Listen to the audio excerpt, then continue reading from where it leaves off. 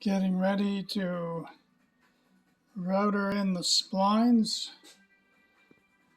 Made the jig up here. Got it positioned. This thing tends to slide around quite a bit. You need 3 hands to do it, but I put tape down inside to mark where I wanted to go. I'm just deciding whether I want to do both slots or glue one slot in and then do the other one. I don't know how weak it's going to be. It's a straight break. It's a straight break on the neck, and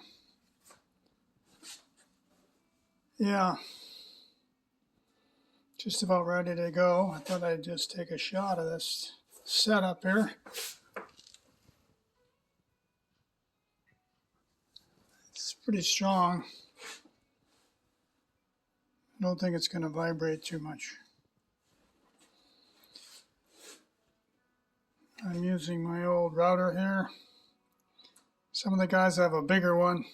I've taken the base off so that I can get more bits sticking out. I'm going to just set it at a medium height and then do a second pass. I'm just going to dial it down as I go.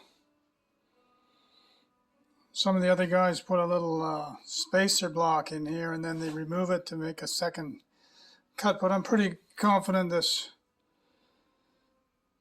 little worm gear is going to stay pretty accurate. I'm just going to wind it in.